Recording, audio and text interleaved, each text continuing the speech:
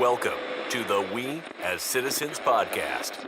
Here is your host, Christina Crowley. Welcome to the podcast. Today, my guest is Joel Manby. He draws on 25 plus years of CEO experience of major corporations. He wrote the book Love Works, which integrates love, the verb, into an organization's leadership, ethos, and philosophy. Love Works has sold over 100,000 copies, and a new expanded version was released in March of 2020. Previously, Joel was Chief Executive Officer of SeaWorld and served as CEO of Herschend Enterprises. Additionally, he spent 20 years in general management in the auto industry. Joel is currently the non-executive chairman of Orange. In addition, Joel consults and speaks on Love Works, crisis leadership lessons, and other important leadership topics. Thank you for joining me, Joel. I'm proud to have you here. Thanks, Christina. I'm happy to be here. Excited to have a conversation. I gave a brief introduction about you, but for those who aren't familiar with you, tell us a little bit more about yourself. Sure, absolutely. I grew up in Battle Creek, Michigan, so I'm a Michigander. I had a great family upbringing for the most part. Went to a private school called Albion to play sports and played baseball and football there, which was a lot of fun. And then from a professional standpoint, though, was a deferred admit to Harvard Business School. So that meant I had to work 2 years first before I went there. And that's why I went to General Motors. My automotive background was because they actually had a program where they would pay for school. And I grew up very poor, so I had no resources to take on that kind of money to go to Harvard. So I was very fortunate to get a scholarship from General Motors. And basically, in a nutshell, over the next 20 years was with both Saturn and Saab on the automotive side. But I think that the operative point for this discussion and about Love Works is when I was in the auto industry in my 20s and 30s, I learned a lot more about what was wrong with leadership than what was right. And the auto industry was very autocratic. It was very fear-based. And as a believer in the faith I had, I felt like there had to be a better way to lead. And literally for 20 years, I was searching for role models of that and tried several starts and stops that we don't have time to go into. But it wasn't until I was recruited out of the auto industry to run Herschend Enterprises, which you mentioned, that's where I learned about love, the verb, and leading with love. And to me, for me, the angst went away. That is where I saw great leadership that treated people the way I thought they should be treated, but also demanded results and demanded performance, but also helped people get there. And that was the turning point for me. And so the rest of the 20 years was really trying to either live that out or teach others that love can be an effective way to lead. I had never intended, honestly, to write a book. It happened because when I was at Herschend Entertainment, our company was on Undercover Boss, which was a CBS reality show. And so I was the CEO who went undercover, and 20 million people saw that episode because we followed the NCAA tournaments, and we were just inundated with requests for how do you get a culture like that? I wish we worked for a company like that. I wish there were more leaders in our company like what we saw in that show. And that's what prompted me, Christina, to write the book, because I realized I wasn't the only one having this angst about we should demand more from leaders. We should have stronger leaders that are less concerned about themselves and more concerned about their employees and their enterprise. And that's what led me to write it. And since then, I've either been trying to lead that way, or I speak about it, or I write about it. It's really been my life calling since I was exposed to it at Herschend. So from a professional standpoint, that's who I am. On a personal standpoint, I have a wonderful wife, and between us, we have 5 incredible children. And, that's where the richness of life really is. But since we're talking about Love Works, that's the professional side. Yeah. And I think within the book, you detail the 7 principles, and it's a wonderful book. I really enjoyed it. I dug in and listened to it and read it. But you detail how being a leader, that you used it as a verb rather than an emotion. Yeah. And it kind of became apparent to me that most people don't differentiate a love in that manner. Tell us what Yeah. really constitutes love as a verb. I'm glad you asked that question, Christina, because I would, if another way of asking that is why is it so misinterpreted? Why isn't it used more often? And Yeah. you're right, it is a misperception. And although I go into the book, I'll give the highlights here that ultimately it's a language issue. In the English language, we only have one word, love, that encapsulates a lot of different relationships and approaches. The Greeks actually have four different words for love. And one is eros, which that's the romantic love. That's what Americans think of love from the movies and TV. We think of romance or feelings. The word I'm talking about is a Greek word called agape. That is a verb. It's how you treat people. It has nothing to do with how you feel about them. There's two other words. They have storge, which is the love between a parent and a child, or philos, which is brotherly love. So the Greeks had these four different words. When in the Bible, the Greeks, when they wrote the New Testament, and mostly Paul, he wrote in Greek. When he talks about the love of Jesus, he's talking about agape, which is treating people a certain way. So any notion of a feeling should be thrown out here. It's really more about how you treat people on your team or in your life with these seven words, which the seven words are patient, kind, trusting, truthful, unselfish, forgiving, and dedicated. And so the whole premise is if we treat each other and treat our leaders according to these seven words, our cultures will thrive. And there's tons of data behind it, which we can go into if we have time. But to your point, why it's not accepted more, it's a misperception. And when people think of feelings, they think it's soft. They think that love is a soft thing. And boy, you can't come into business or leadership being soft, or you'll get run over, or you won't get performance. Those are all misperceptions. I have led both ways in my life, strictly by the numbers. At General Motors, if you didn't hit your numbers, you were out. And it was all driven by the numbers, as opposed to being driven by, let's treat our customers right and our employees right, and then the profits will take care of themselves. That's more love works, and versus the fear-based numbers-driven leadership. I can tell you that it's harder. When I was at General Motors, it was actually easier to lead that way. It's harder to lead in the loving fashion, because you have to take into consideration not only the impact on the numbers, but the impact on your folks, your employees, those you lead, as well as, of course, the customers. So a long answer to your question, but it's the fact that people misunderstand it. They think it's soft, and it's all a language issue, not a reality issue. And it's coming from a place of more honesty when you are honest about. I know that in the Herschend Enterprises, you had I can't remember the name of it now, a fund where you helped your Yeah, employees share should it they, forward. Share it forward. yeah, Hmm. yeah, share it forward, where people do stumble in life, people do have troubles in life where they need a little bit of a hand up, and your company embraced that. Yeah, we did. It's a great example of loving leadership, but also how everybody should rally around each other. In that program, nothing happened unless the employees actually gave to it first. And you're talking a lot of seasonal employees, part-time employees, because this is the theme park business. Mhm.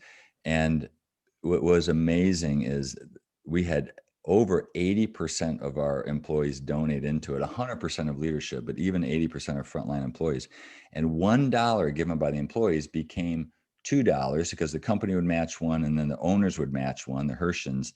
And so we would have a pool of, let's call it, a couple $1 million a year that would exclusively be used to help employees in need, whether they missed a house payment, or they couldn't make their insurance payments, or they didn't have insurance.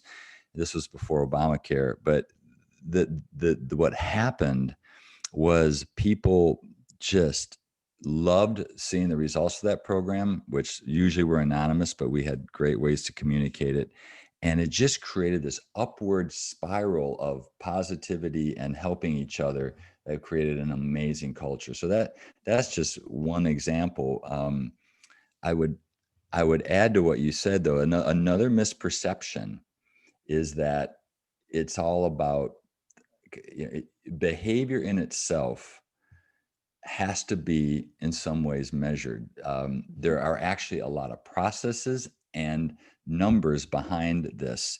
Um, and I'll just give a few as an example.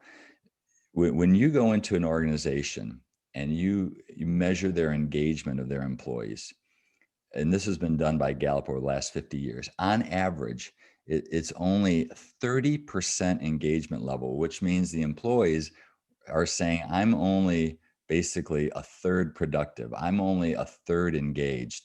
Only 30% give a 5 out of 5 that I'm really engaged in my work. That's a horrific figure. That means most of our team members in this country are walking around half checked in and half checked out of work, which is not good. But when we would go into organizations, and we bought, I don't know, 20 some companies over the course of my time at Herschend and SeaWorld, most of these organizations we would take over or buy would be in this 30% category or less of engagement. And with the tools and the processes we put in place, that some are explained in the book, is we would take engagement scores from 30% to 80 or even 90%, which is world class. I mean, Marriott, Apple, those kind of companies get at those kind of engagement levels.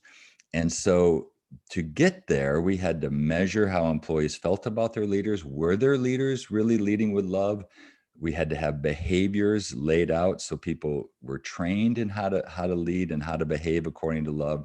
So it's very robust, and I wouldn't want anybody to think that it's just a cliche. It's actually a system and a process that we saw turn around several companies. And I bring that up because most listeners who are cynical, and probably half of your listeners may buy in immediately, and half are saying, I don't get this love thing. Mm-hmm.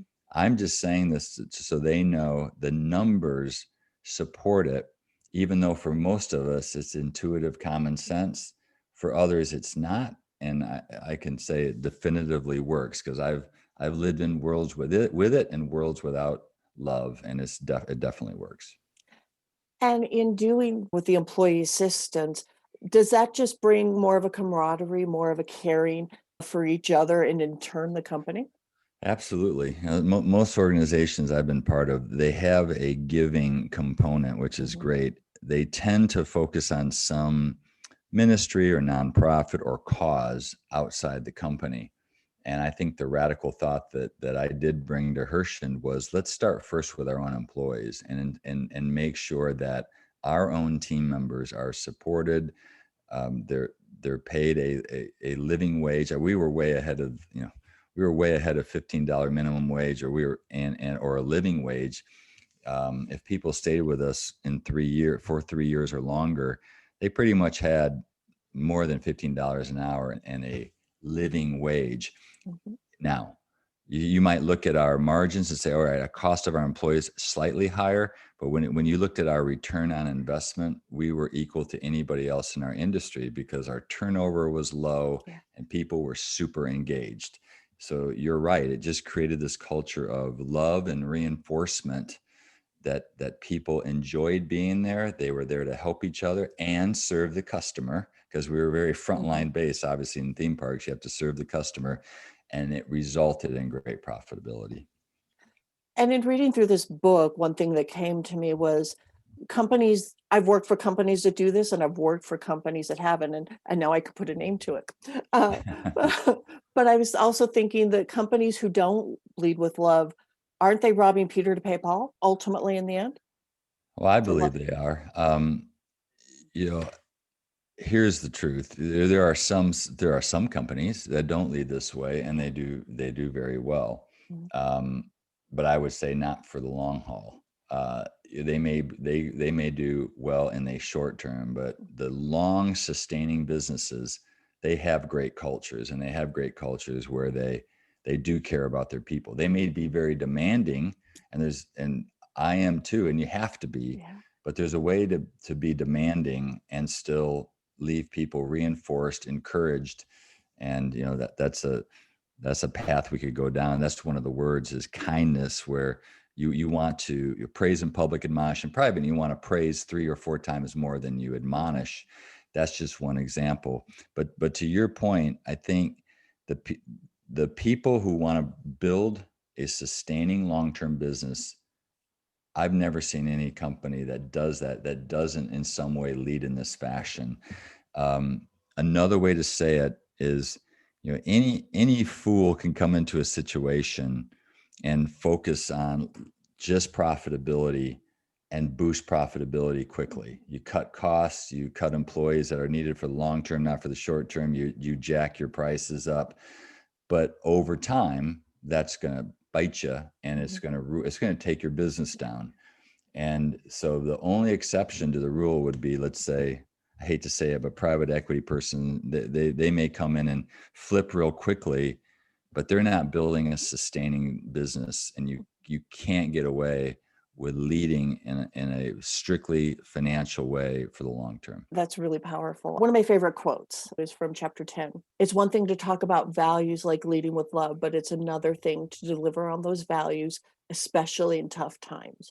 And you went into an already escalating tough time during the SeaWorld transition, and that was very public. I didn't know who you were at the time, but I knew of the situation.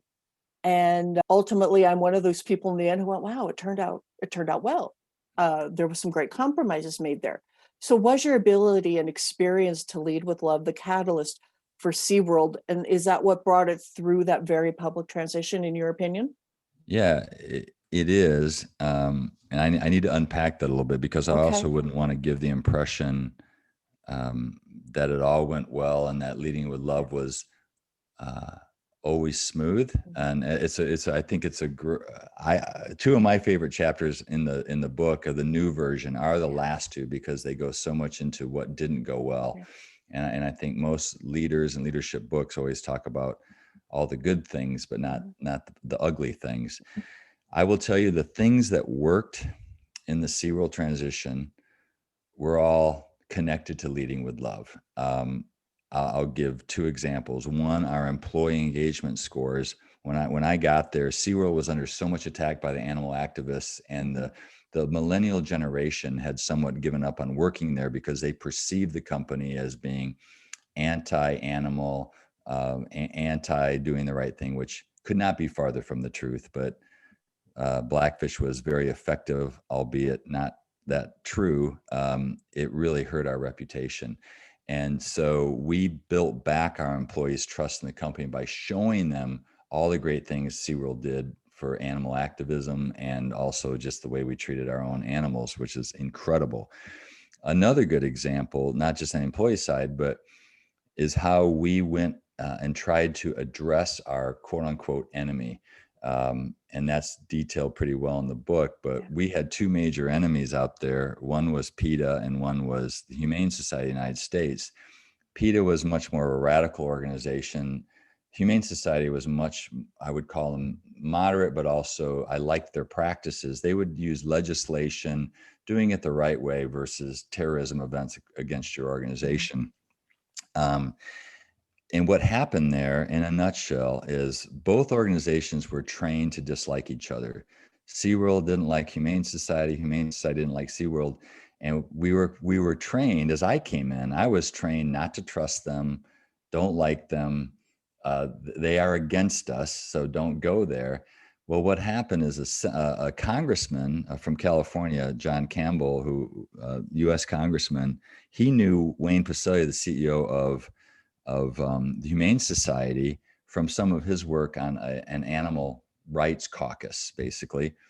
And then John knew me from the auto industry. He was a dealer when I was CEO of Saab North America. We got to know each other really well, and Saturn. So he put us together because he trusted both of us, and he put us on a 3-way call and said, you can trust each other. We started meeting secretly, just us two, because our organizations would not have supported it. And long story short, over a period of time, we actually built a friendship. And as anyone does who tries to sit down with an adversary, you find you have a lot more in common than you think. We knew where we disagreed, but we started focusing on where we agreed. the plight of animals, those plights are bigger than any organization, any one government can solve, and you have to have collaboration.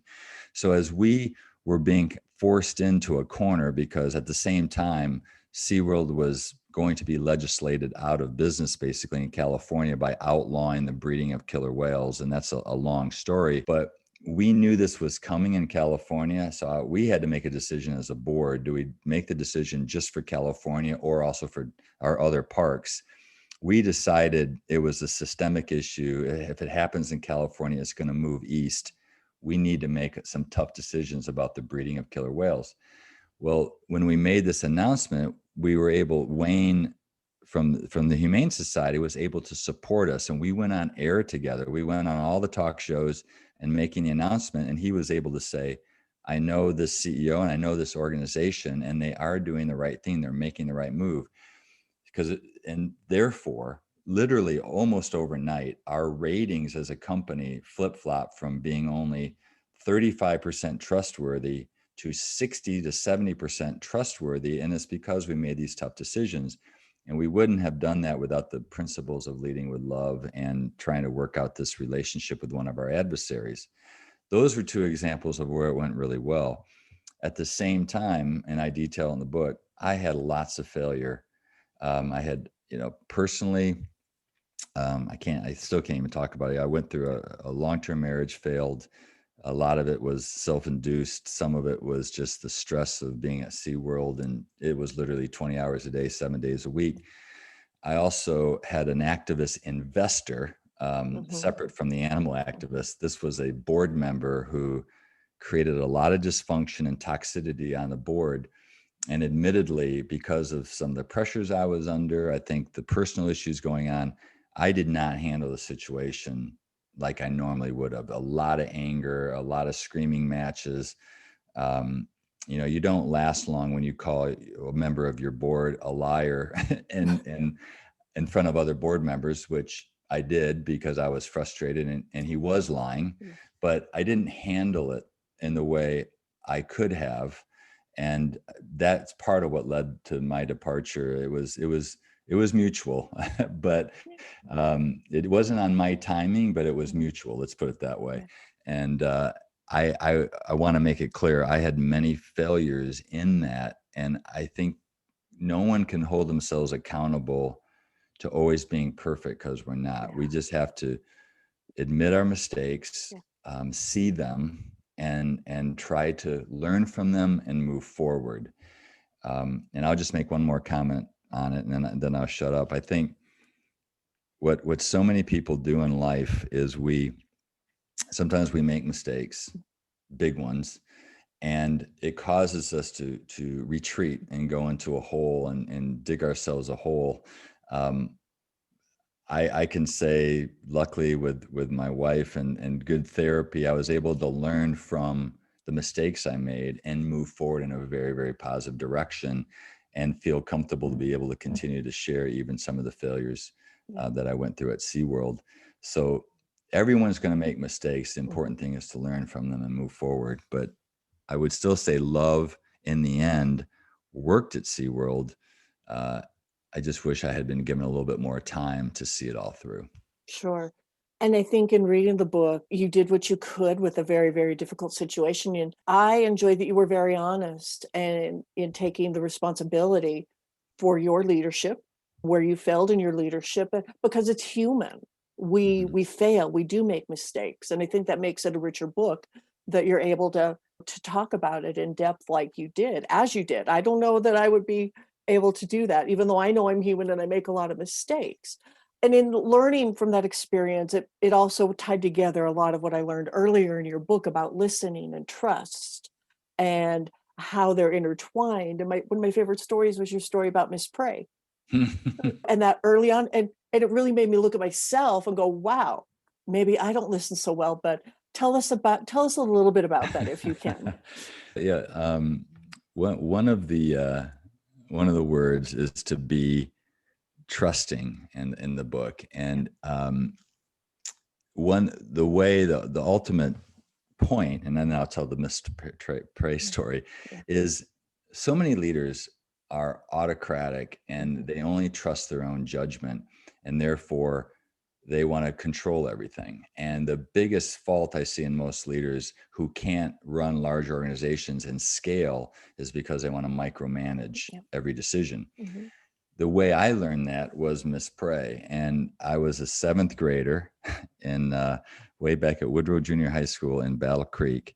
And there were parent teacher conferences that are usually just the parent and the teacher. Well, I was invited to go to mine with my mom. And I thought, oh, I'm going to be bestowed upon some great award like perfect attendance or so. I sit down and Miss Prey, I'll never forget it. It's just like yesterday. She had really tight white hair, all perfect. And she always looked, just Mhm. very, very anal, but very perfect looking in her white hair, 70 some years old. And she said, Mrs. Manby, I wanted your son here because I have witnessed that he has great talent. He's a natural leader and he could go great places, but he will be limited to his development if he doesn't learn to trust other people.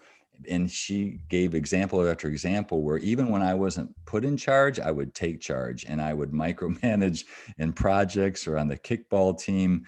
I would always take over and not let people do their jobs.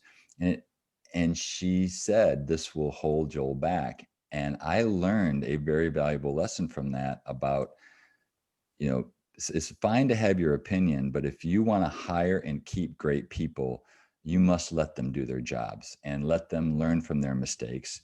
And in saying that, there's always certain things that you have to keep control of. There's certain decisions that only you should make in whatever leadership position you're in, but those should be fewer rather than more. And the fewer you have, I think the stronger leader you have, which is counterintuitive to what most people think.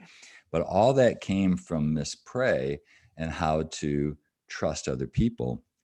And what we talk about in the book is, it comes right, even coming down to analyzing and defining how decisions are made in the organization so that it's really clear who does what. And then when you're overstepping your bounds. And it's a very, very important principle that what I have seen is most people leave organizations because of their boss, not the company. And they usually leave their boss because they don't feel trusted. I think that's almost always the situation. So it's a very, very important principle. And it's one of the 7 words of love in the book. Yeah, and a great example to go with it. And you go forth throughout the book carrying those lessons forward with you. It's an amazing lesson in there. And if you don't mind, my Yeah, my go ahead. favorite my favorite story is probably in the kindness one. The Oh, kindness word is my mother who taught me. And it was, we were walking to a football banquet and some freshman football players walked by and I was a senior, quarterback, blah, blah. So people knew kind of who I was because they watched me play. And these freshmen said hi to me and I kind of blew them off because I was talking to my mom. And she whipped me around the corner and she pointed her little finger in my chest. She said, "You listen to me, young man. Anytime you come into contact with anybody, you have an ability to make their day better or make their day worse. And I don't think you made their day better." And so she, I didn't say it in the book, but I literally went back and apologized to those kids at the banquet and talked to them for a while. But she was right in that we're so wrapped up in ourselves that kindness goes a long way. And it doesn't mean we don't hold people accountable, but yeah. there's a way to hold people accountable without destroying their dignity. And that is something my mom taught me, but also Jack Herschend taught me a great deal. Yeah, you always remember how people made you feel. Yeah, Always. always. Yeah. Yeah. And in your years of being a leader to thousands of people, carrying love forward and practicing love as a verb, part of the reason I wanted to talk to you is in having that knowledge, and not that I'm naive, but why at times is it just as seemingly straightforward to choose love, but people choose the opposite? Do you have any Yeah. thoughts on that? Well, we could talk about that for like 3 hours because that's the essence of mankind right Yeah, now yeah, that I don't understand it either, Christina.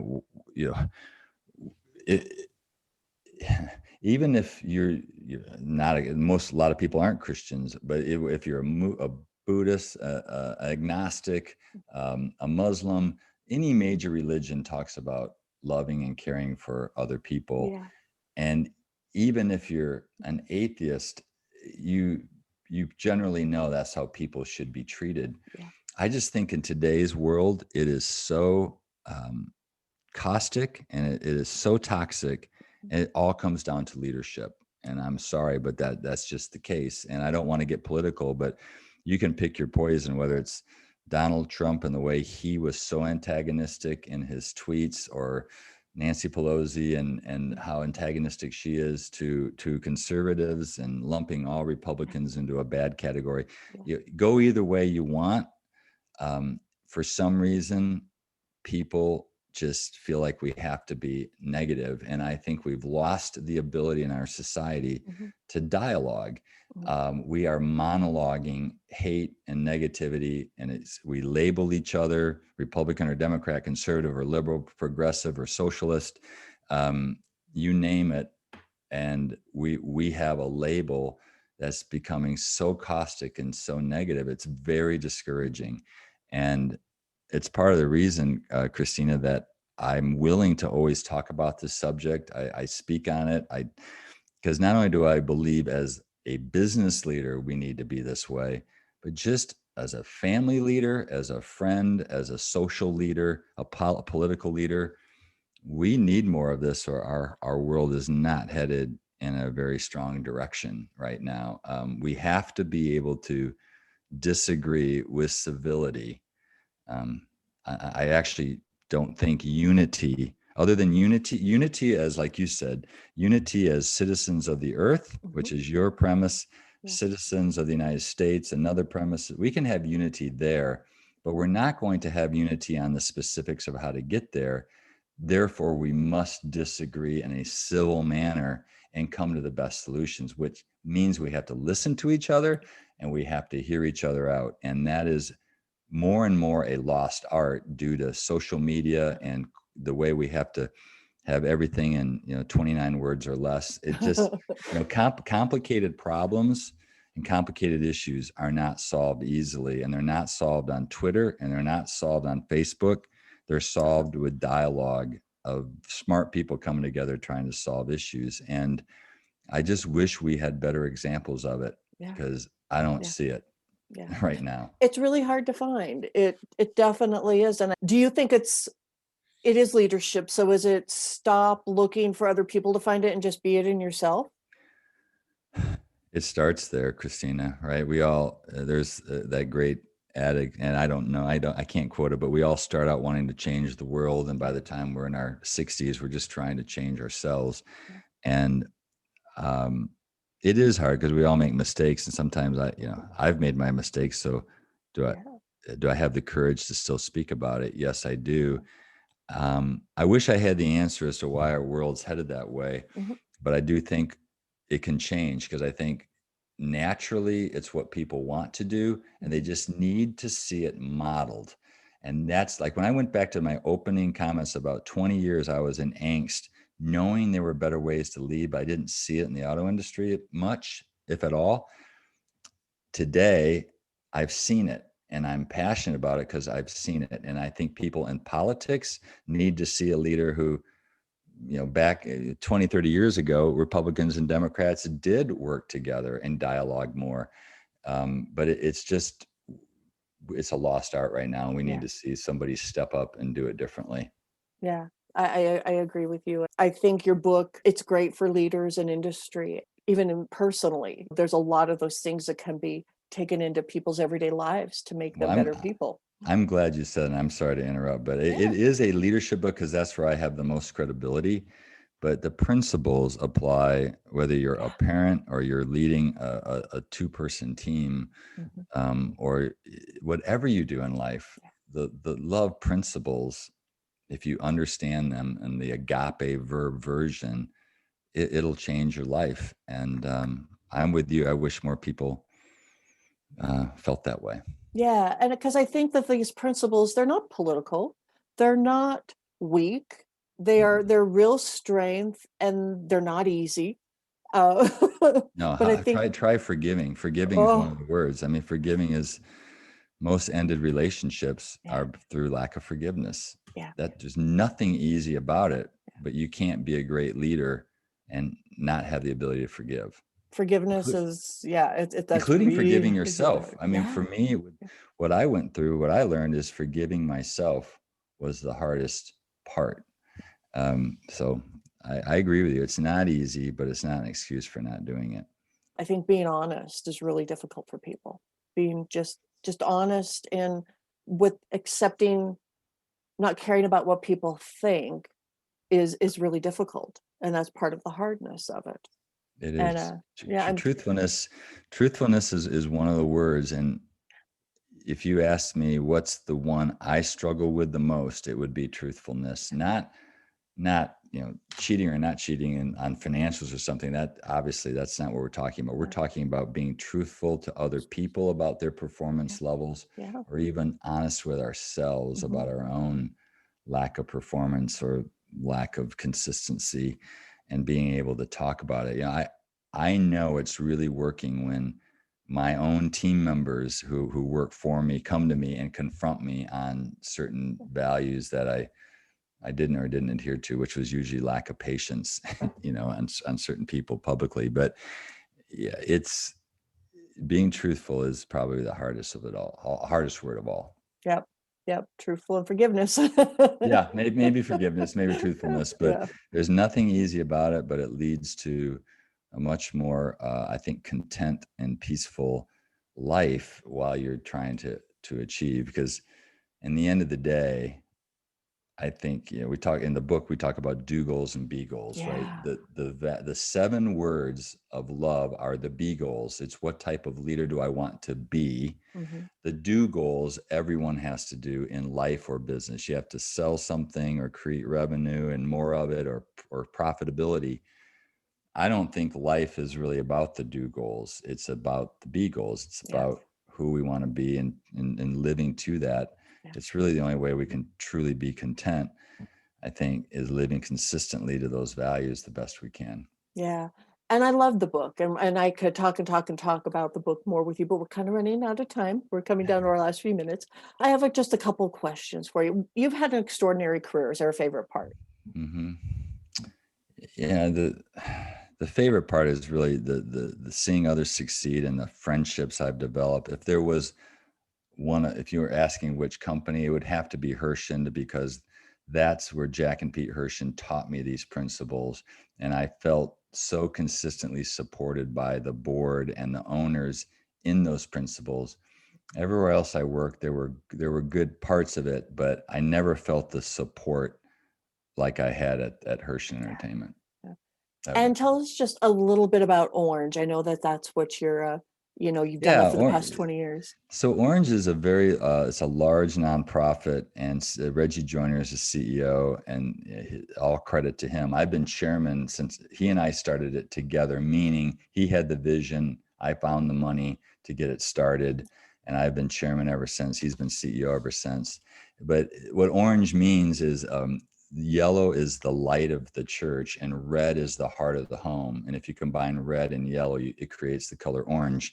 And the whole principle is that most churches in teaching love, they do it independent of the parents, and the parents aren't involved. So our whole strategy is that we show parents what's being taught in church curriculum, and we're one of the largest curriculum providers in the world, 42 countries, I think, over 10,000 church partners. It's very strategic, and it's an incredible product. Very with it, it's very cool and relevant, and quality levels very high, and that's all credit to Reggie. But we're also not only in the curriculum side, we're also in the training and development side. So we help leaders understand this strategy, the Orange strategy, and there's lots to it that we don't have time to go into. Yeah. But it's anybody can go to thinkorange.com, and it gives an overview of the organization. But I'm very blessed to be part of it. Well, thank you so much for your time today. It's been a pleasure speaking with you. Loved the book. I can't rave about it enough. Thank you. And yeah, people can buy it on Amazon, or Yeah. if they go to my website, which is joelmanby.com, Mhm. They'll pay about the same, but they get a video series as well on leading through crisis, which certainly people need right now. And Mm-hmm. there's lots of blog information there. If people want more of what I'm talking about here, it's all on joelmanby.com. But I really appreciate this time. I encourage you to keep doing what you're doing, because we need to see ourselves as citizens with common love of each Mm-hmm. other versus just pointing out all the differences and Yeah. all the problems. Yeah. We have problems, but we got to work Yeah. on them together. Thank you. I couldn't agree more. All right. Well, thank you so much. I appreciate it. Thank you for listening to the podcast. Be sure to subscribe wherever you get your podcasts. The We as Citizens podcast, because conversation matters.